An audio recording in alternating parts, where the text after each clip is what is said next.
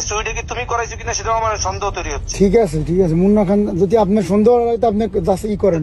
তুমি তো রাত্রিবেলা মেসেজ দাও ভাই আমি হ্যালো জি ভাই, আসসালামু আলাইকুম।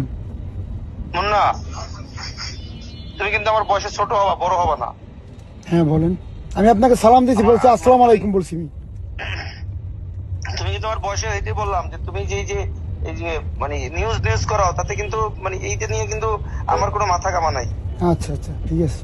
কিন্তু আমি এমন কিছু, কালকে কিন্তু ববির বাসা চুরি হয়েছে কাপুর থানা, এটা জানে কিনা তুমি ভালো করে জানো। ঠিক আছে দেন চুরিটা কি তুমি করাইছো কিনা সেটাও আমার সন্দেহ তৈরি হচ্ছে। ঠিক আছে মুন্না খান, যদি আপনার সন্দেহ হয় তো আপনি জাস্ট করেন। তোমার তো লাইভ লোকেশন পাঠাইলাম, তুমি আপনার আমার কাছে। আপনার বাসায় চুরি হয়েছে, আপনার ববির বাসায় সিসি ক্যামেরা নাই, আপনার বাসায় সিসি ক্যামেরা নাই, তাহলে আপনারা যে কতটুকু কি মানুষ সেটা আমাদের বোঝা হয়ে গেছে। তুমি তো মদ খেয়ে রাত্রিবেলা মেসেজ দাও। ভাই আমি আমি আমি আমি আমি কেন মদ খাবো? আমি আপনার সাথে কোনোদিন মদ খাইছি? আমাকে আপনি কোনোদিন মদ? তুমি একটু ভাই আপনার সাথে আমি দেখা করব, সময় হোক দেখা করবো।